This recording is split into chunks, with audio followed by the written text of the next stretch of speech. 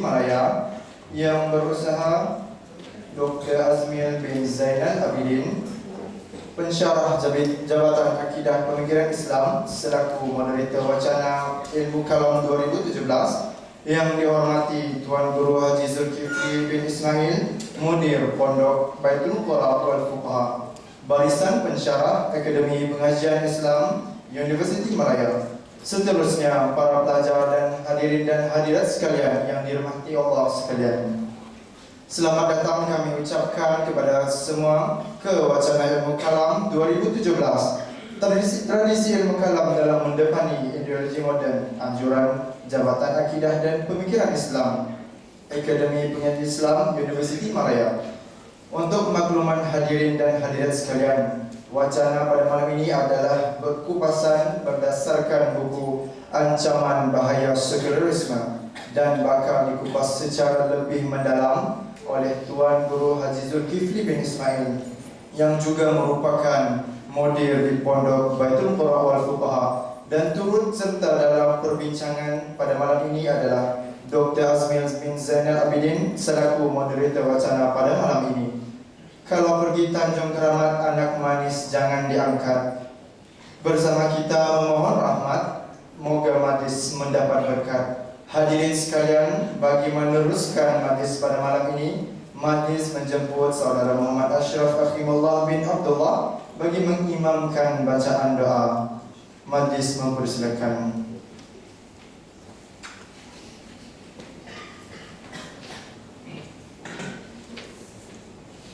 Al-Fatihah.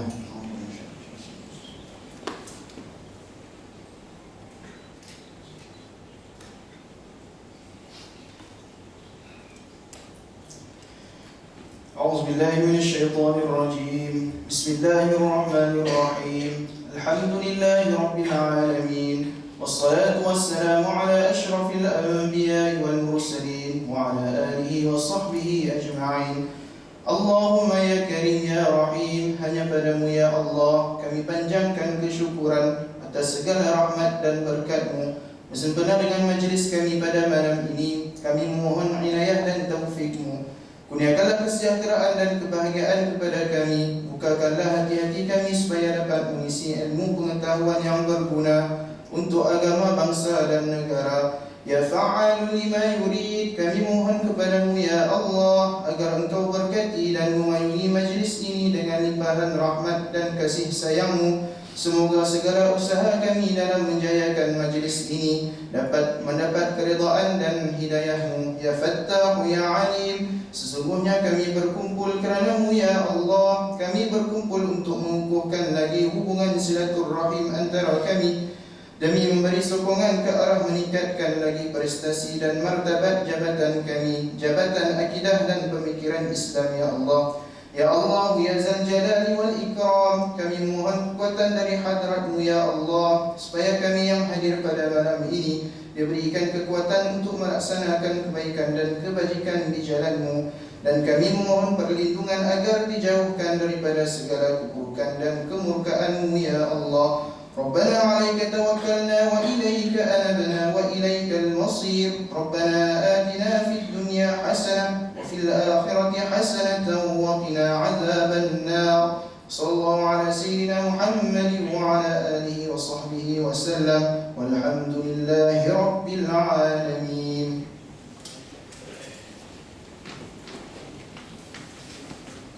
Amin, amin ya rabbal alamin. Para pencinta ilmu sekalian, tanpa melengahkan masa lagi, majlis dengan ini menyerahkan majlis kepada Dr. Azmil bin Zainal Abidin bagi meneruskan majlis pada malam ini. Dijemput dan dipersilakan.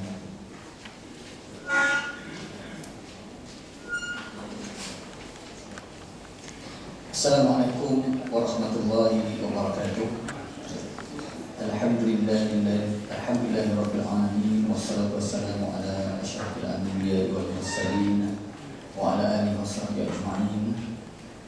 Rabbi shrah li sadri wa yassir li amri wahlul 'uqdatam min lisani yafqahu qawli. Subhanaka la ilma lana illa ma 'allamtana innaka antal 'alimul hakim. Fa innahu la hawla wa la quwwata illa billah. kepada pengerusi program, yang dihormati dan dikasihi sahabat dan guru saya, Sahibul Fadilah Tuan Guru Haji Zulkifli bin Ismail, yang dihormati lagi dikasihi kekanda dan guru saya juga, Dr. Syed Muhammad Helmi bin Syed Abdul Rahman, para asatizah, profesor Madya, para pensyarah khususnya dari Jabatan Akidah dan Pemikiran Islam dan umumnya dari Akademi Islam, para mahasiswa-mahasiswi Muslim Raya, hadirin hadirat yang dirahmati oleh Allah SWT sekalian. Alhamdulillah, pada malam yang berbahagia ini Akademi Islam bertuah kerana dapat bertemu dengan seorang penggerak ilmu dan pendakwah yang gigih di Melaka. Bagi kami mahasiswa-mahasiswi di Al-Azhar sekitar tahun 90-an pasti mengenali Ustaz Zulkifli ini, yang sentiasa tidak jemu-jemu untuk memberi motivasi dan semangat untuk kami menimba ilmu di bumi Mesir. Dan selain itu, beliau juga tidak lekang sentiasa memperingatkan kami mengenai ancaman ideologi moden barat. Secara peribadinya, saya yang mengenali Ustaz, saya menganggap bahawa beliau berpotensi. Kalau berada di bidang akademik ini, beliau mampu untuk mencecah, dianugerahkan pangkat profesor di bidang usuluddin. Namun apa yang luar biasa bagi saya ialah kecekalan beliau memilih jalan untuk mewakafkan dirinya sebagai pendidik ummah, yang membawa kepada terbinanya satu institusi, iaitulah yang dikenali dengan Madrasah Baitul Qurra. Seawal tahun 2000 beliau memulakan pengajian di anjung rumahnya, sehingga sekarang dapat melahirkan lebih kurang 50 orang pelajarnya yang pergi ke Darul Mustafa di Yaman. Selain pengajian di Mesir, beliau juga menjadi anak murid kesayangan Habib Umar bin Salim Al-Hafiz Hafizahullah, dan beliau dikurniakan dengan 12 orang anak. Tidak asing keluarga beliau dengan pendidikan Islam ini. Sesiapa yang mengenali salah seorang tokoh agama di Melaka, iaitu Muallim Haji Wahid, dikenali mempunyai karamah. Dan daripada situlah, dengan didikan keluarga dan adik-beradik Ustaz Zulkifli ini, ramai yang membuka institusi yang terlibat di dalam bidang pengajian, khususnya yang diiktiraf dari pengajian di Yaman. Jadi untuk terus kepada perbahasan pada malam ini, kita akan menjurus kepada perbahasan mengenai kitab yang dikarang oleh Ustaz yang bertajuk Ancaman Bahaya Sekularisme. Dan sebagai permulaan bicara, maka saya ingat lebih santai kalau kita bertanya kepada pengarangnya, apakah motif yang mendorong beliau untuk menghasilkan karya yang bertajuk Ancaman Bahaya Sekularisme ini. Apakah yang mencetuskan beliau untuk mengkaji bidang pemikiran ini. Jadi saya tanyalah kepada Ustaz Zul kalau dapat berkongsi sama pengalaman beliau. Persilakan.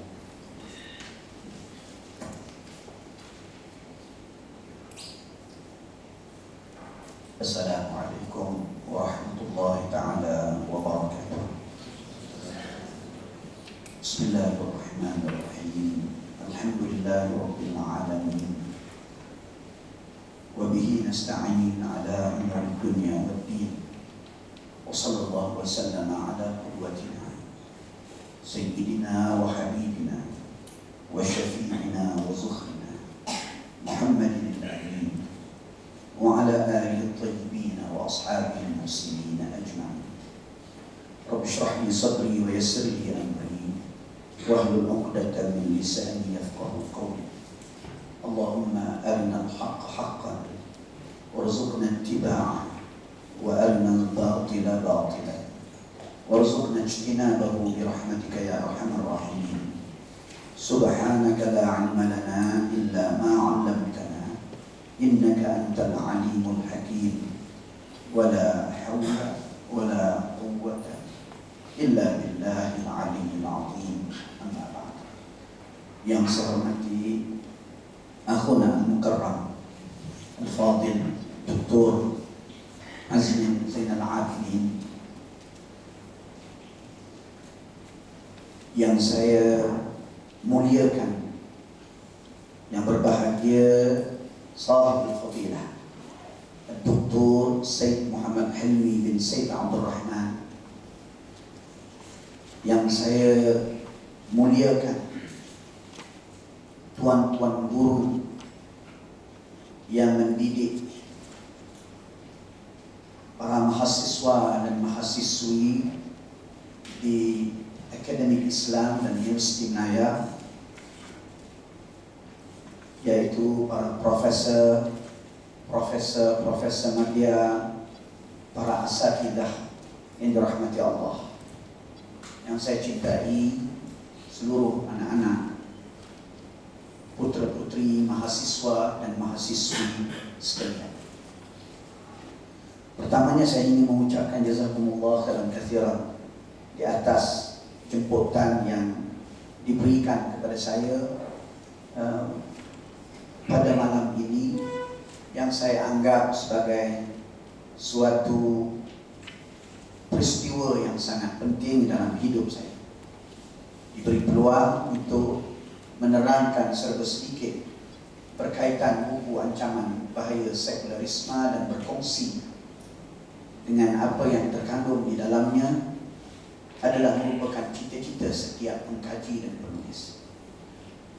Dan kerana itu saya mengucapkan jazakumullah khairan katsiran sebelum menjawab persoalan yang dikemukakan oleh Fadil Dr. Azmin tadi. Apakah motif dan perkara yang menjadi faktor menggerak dan mendorong kepada penulisan buku ancaman bahaya sekularisme? Suatu soalan yang memang sepatutnya ditanya, kerana sekiranya kita membaca buku ini, kita akan mendapati suatu hal yang pelik. Ini suatu buku yang kalau dalam bahasa Inggeris dia panggil condense, iaitu yang sangat padat, dan di dalamnya terkandung himpunan maklumat yang sangat banyak yang merentas bidang kajian, pengajian Islam, falsafah dan social sciences. Jadi mengambil tempoh selama kurang lebih 14 tahun untuk dihasilkan melalui trial and error. Jadi mengapa penulis ini melalui perjalanan yang begitu panjang? For what? Untuk apa? Oleh sebab itu saya katakan soalan itu soalan yang patut. Nak tahu mengapa? Kan ini membuang masa. Kan ini suatu perkara yang tak bawa ke mana-mana. Not even a simple degree. Dan kita panggil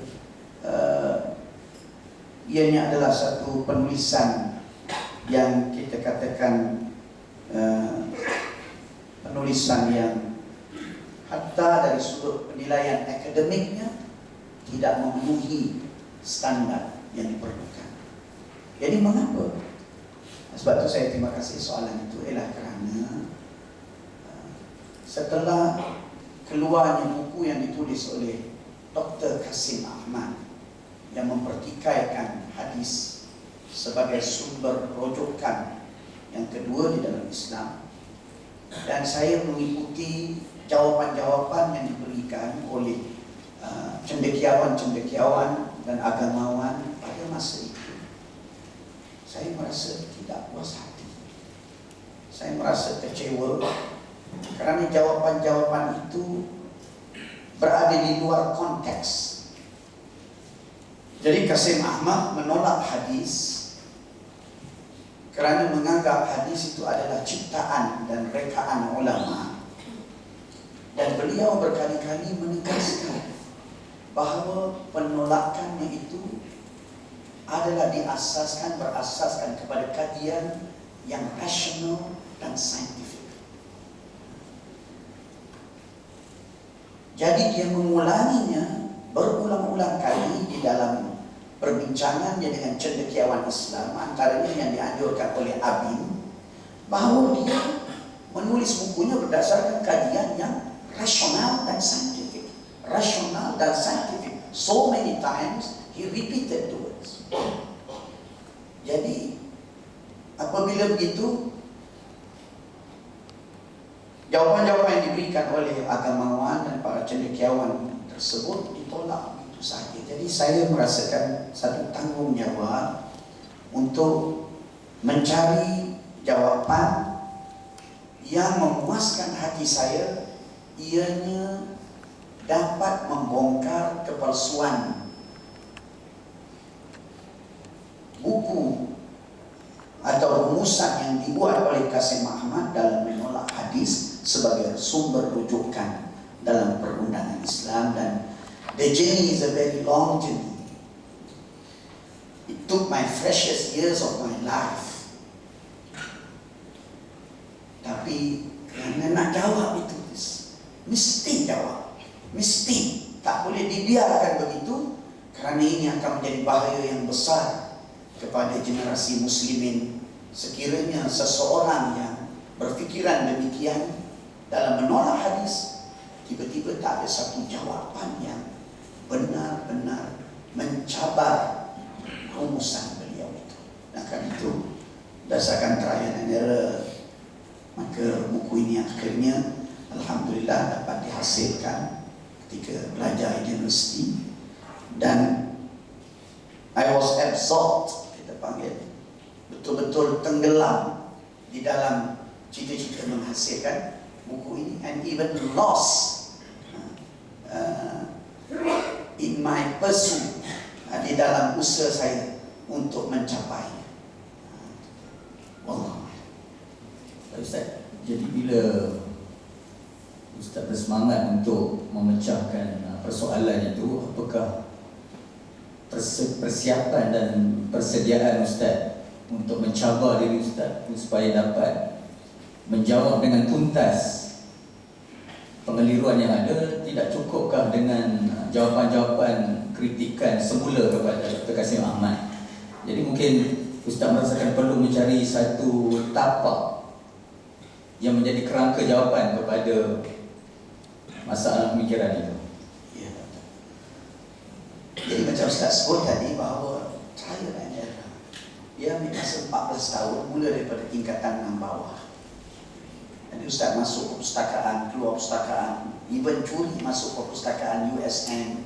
Macam kita pula mahasiswa universiti, ada kita student, masuk perpustakaan, keluar perpustakaan, photostat buku demi buku. Even pergi ke Brunei, ketika berada di sana, masuk perpustakaan Brunei, photostat buku.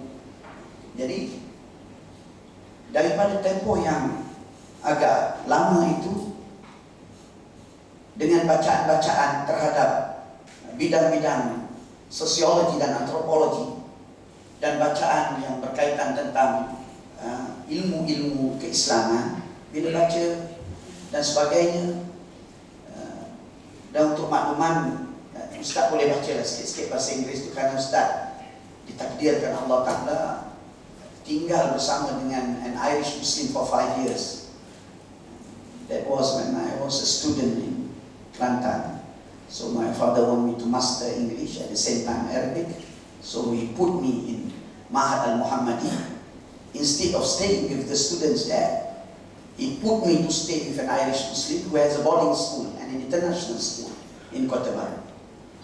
So duduk 5 tahun dengan dia, speak like an Irish, eat like an Irish. Jadi Jadi menyebabkan dia ada pustakaan-pustakaan. Putih ini dia ada pustakaan buku-buku kita panggil yang berbagai-bagai bidang pemikiran, so saya baca dan sebagainya. Jadi bila baca, ini membantu untuk nak merumuskan suatu intellectual framework. Tapi saya tak puas hati. Walaupun baca, tapi dia macam kita panggil tak ada penghujungnya, tak ke mana. Akhir apabila sampai ke Universiti Al-Azhar dan masuk dalam kuliah Usuluddin, di situlah baru Ustaz tengok yang Ustaz baca masa di Malaysia, jumpa dalam kuliah Usuluddin yang dipanggil berbagai-bagai ism dan ideologi itu diulas secara ilmiah oleh ulama-ulama Azhar. Dan di situlah jumpa apa yang dipanggil Nazariyatul Ma'rifah di sisi para ulama Islam. Dan di situlah barulah dapat menemukan satu jawapan yang memuaskan hati tentang dari aspek manakah Kasim Ahmad itu tergelincir dan menyimpang dari manhaj ilmu yang sebenar, sehingga rumusannya yang mengatakan bahawa dia berdasarkan kajian saintifik dan bersifat rasional adalah semata-mata suatu dakwaan yang palsu, yang tidak mempunyai nilai ilmiah yang hakiki. Barulah puas hati dan barulah boleh menulis buku ini sehingga ianya dapat disudahkan. Dan yang ingin saya tegaskan bahawa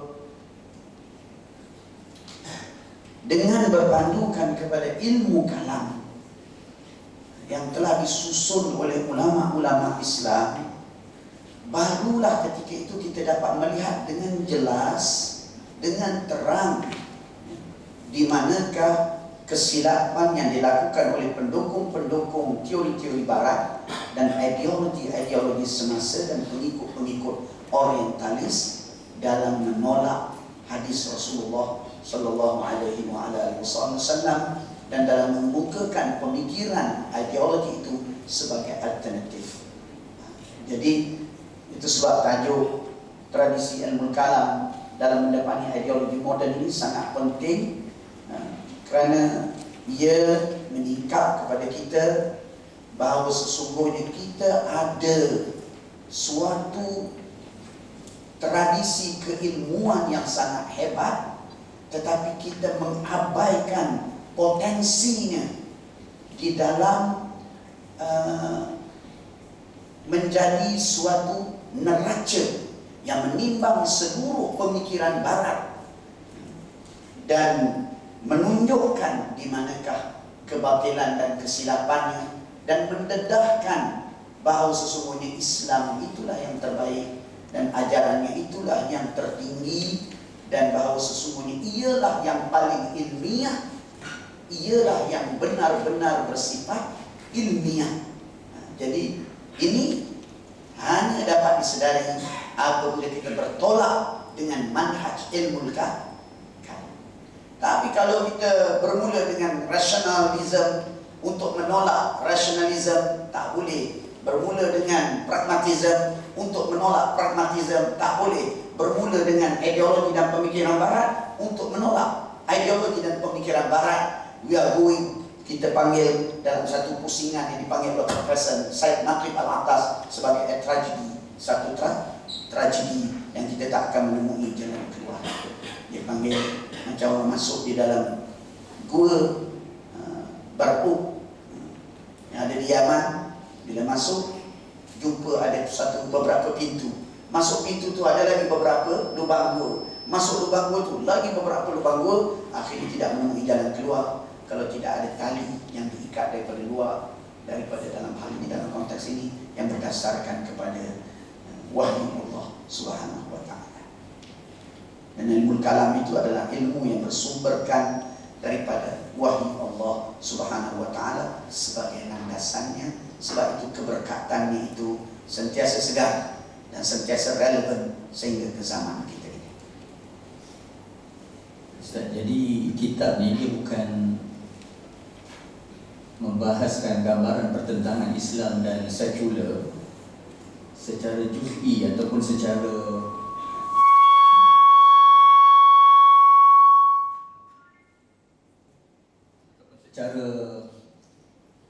terpisah.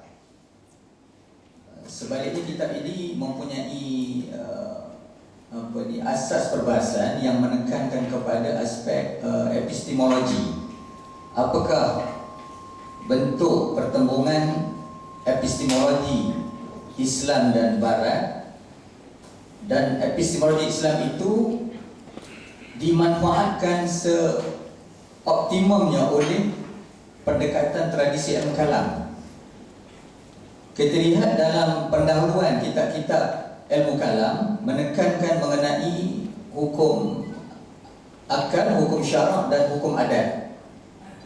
Jadi Ustaz rasa apakah konsekuensi, apakah kerelevanan, kesesuaian perbahasan mengenai hukum akal, hukum adat, hukum syarak itu didahulukan dalam karya-karya ilmu kalam ini dari sudut perbandingannya dengan Barat yang nantinya akan mencorakkan pandangan alam ataupun metafizik di antara perbezaan di antara perspektif Islam dan Barat.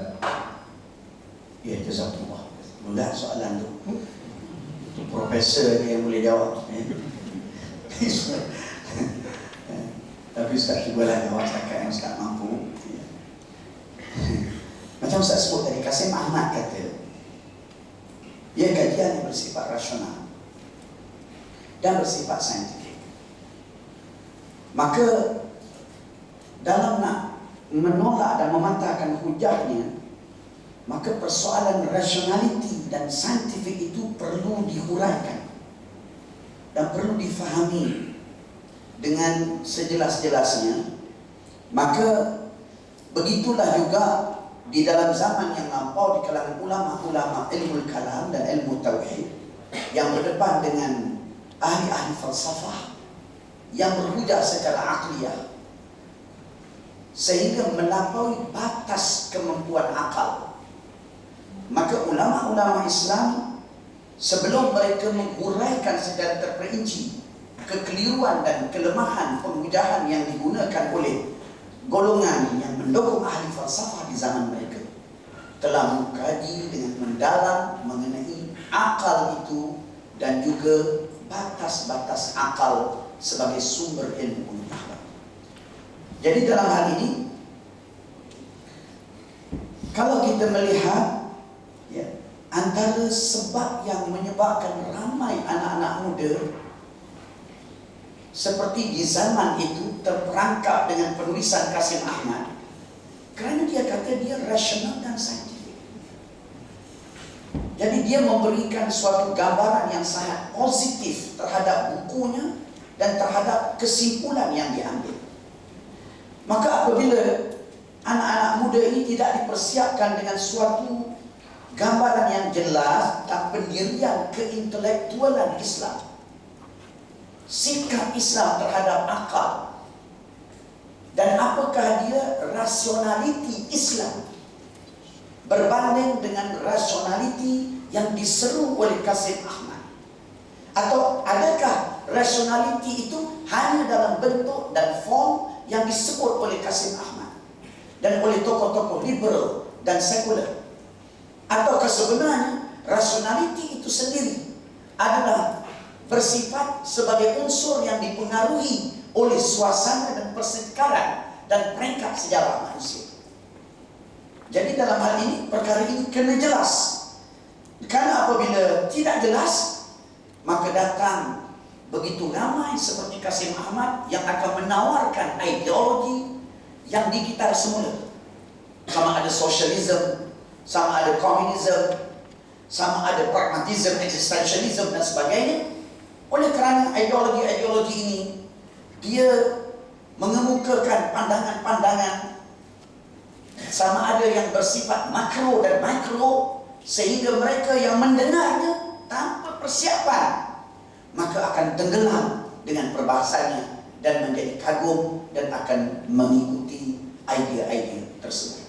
Oleh sebab itu, secara asasnya mestilah persoalan pendirian keintelektualan Islam itu ditetapkan.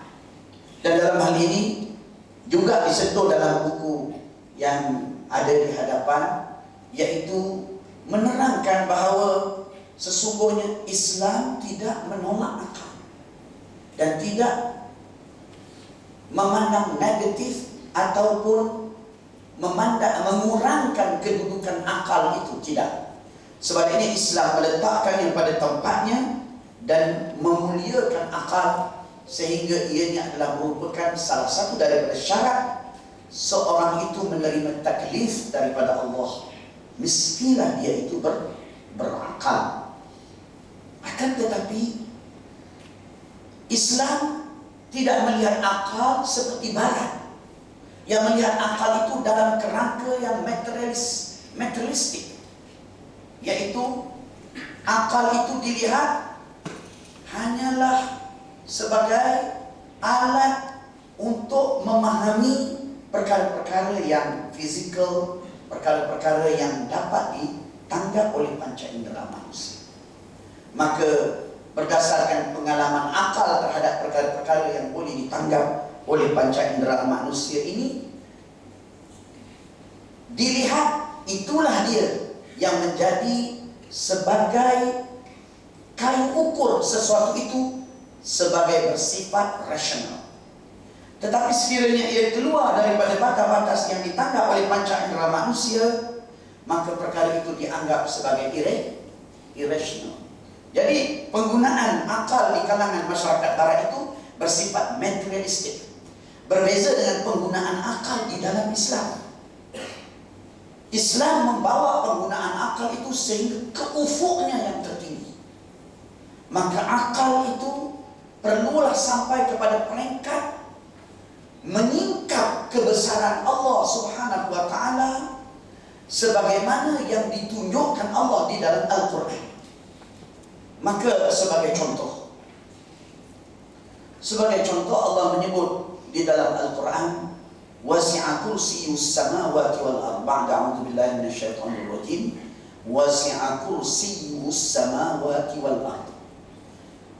Yang bermaksud yaitu meliputi akan kursi Allah itu, yaitu as-sultan wal qahru wal mulk, kerajaan Allah, kekuasaan Allah itu meliputi akan seluruh langit dan bumi. Berdasarkan riwayat hadis bahawa kalau diletakkan seluruh langit dan bumi itu dibandingkan dengan arash, hanya seperti sebutir cincin saja. Jadi maknanya kerajaan Allah itu lebih besar dari 7 petala langit dan 7 petala bumi. Lebih besar. Macam mana kita nak memahami lebih besar itu? Maka di sini diperlukan akal.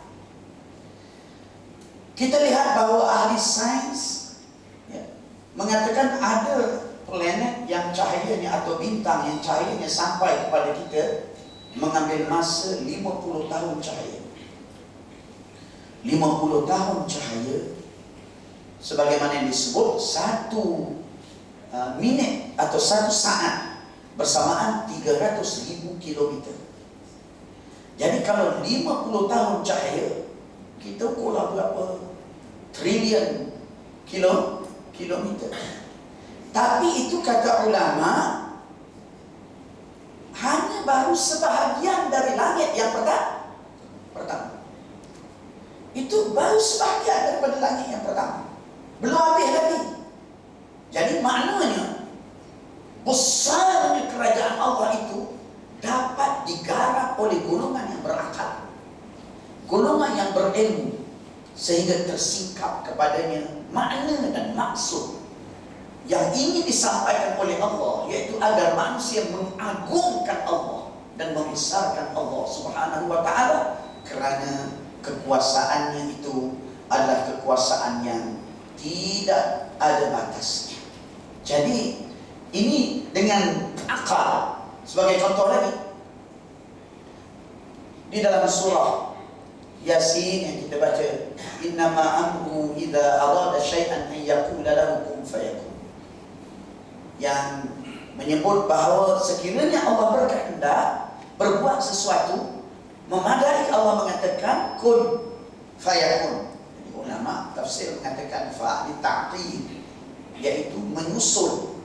Maka bila diperintah Allah lantas jadi, langsung jadi.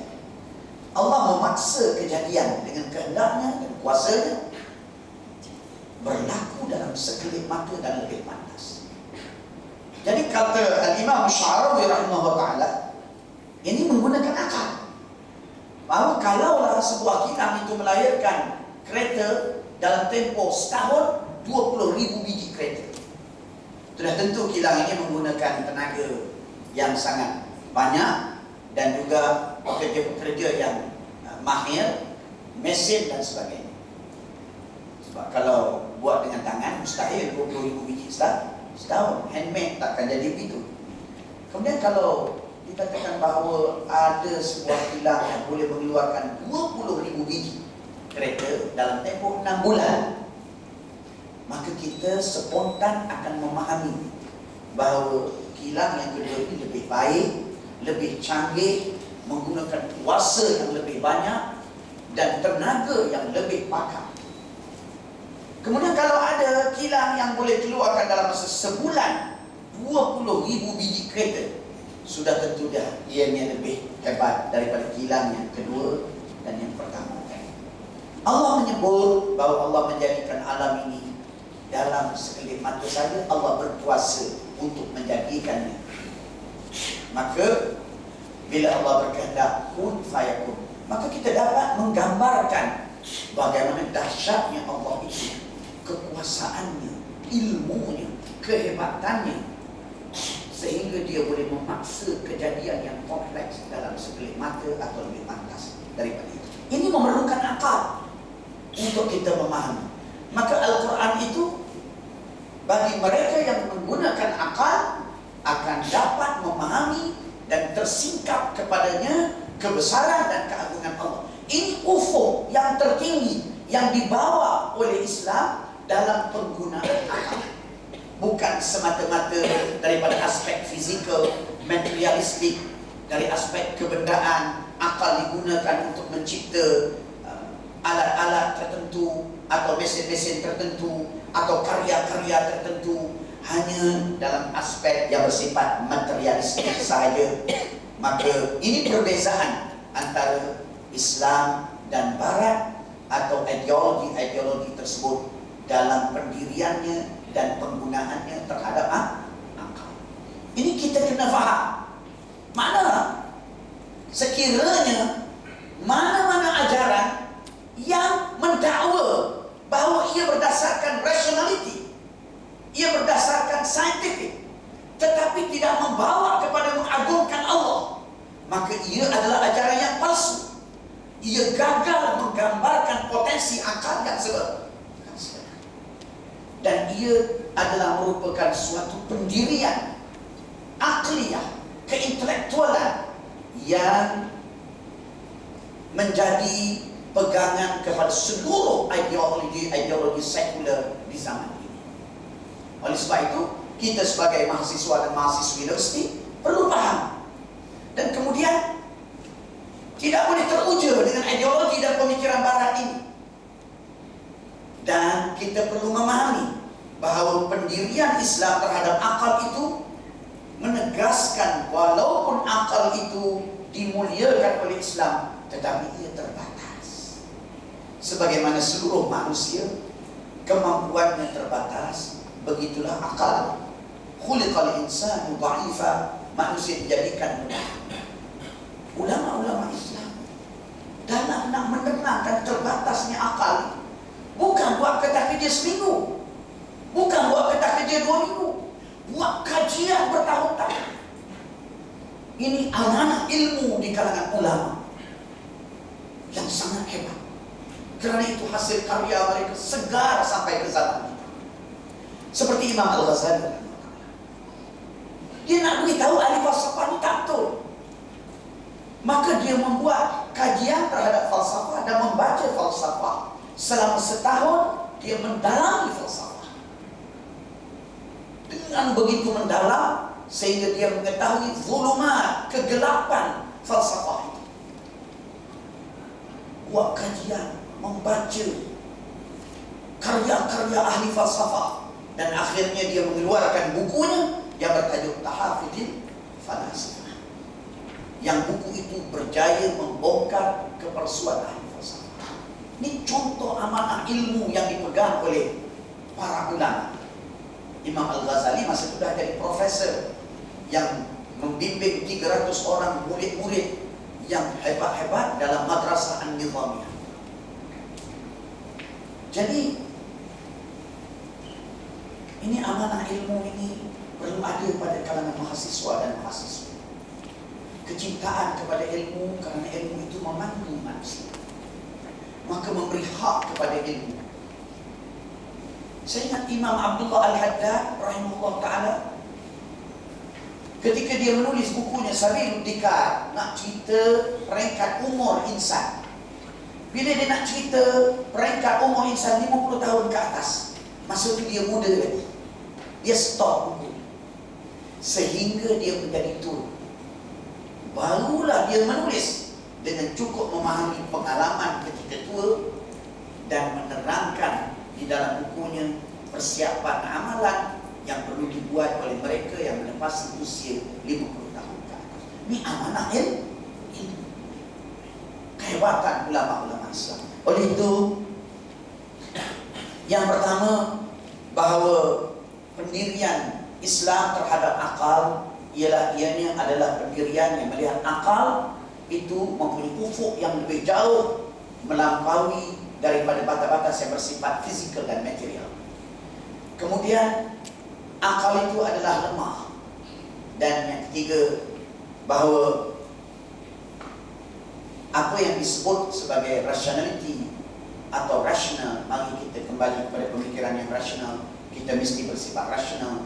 Maka yang disebut oleh penulis-penulis yang terpengaruh dengan pemikiran barat ini, rationality yang mereka maksudkan dalam kerangka rationalism, dan sebahagiannya rationality yang mereka maksudkan dalam kerangka Marxism, dan sebahagiannya rationality yang mereka maksudkan di dalam kerangka pragmatism. Jadi ini adalah rationality yang berbeza-beza, tetapi ia adalah bentuk rationality tapi mempunyai sifat yang berbeza kerana berdasarkan kepada jalur pemikiran yang berbeza. Mengapa kita nak menerima rationality itu? Kita mempunyai rationality kita sendiri. Kita mempunyai prinsip kecendekiawanan kita sendiri, dan kita mesti membangunkan dunia ilmu berdasarkan prinsip itu, dan mesti menjadi miqyas kepada seluruh pemikiran yang datang daripada barat dalam area yang akal terbatas, iaitu dalam aspek ketuhanan dan di dalam aspek kemanusiaan. Ustaz, maknanya akal ni ada hikmah dalam penciptaannya. Satu sisi akal ini ada hakikat batas kelemahannya. Baik dalam ilmu kalam, bagaimana dalil akal ini dieksploitasi atau dipergunakan untuk mengukuhkan hakikat-hakikat tauhid yang datang melalui wahyu. Jadi bagaimana ilmu kalam ini merupakan satu contoh aplikasi kepada penggunaan akal dalam batas dan ruang lingkupnya dalam konteks mengukuhkan kebenaran wahyu. Dan itu yang membezakannya daripada falsafah. Begitu Ustaz. Ya, Ustaz. Ilmu kalam ini ilmu yang betul-betul disolidi di zaman kita. Ilmu yang tidak disyukuri sehingga dituduh dengan berbagai-bagai fitnah, sehingga umat menjauhi ilmu kalam ini daripada mendalami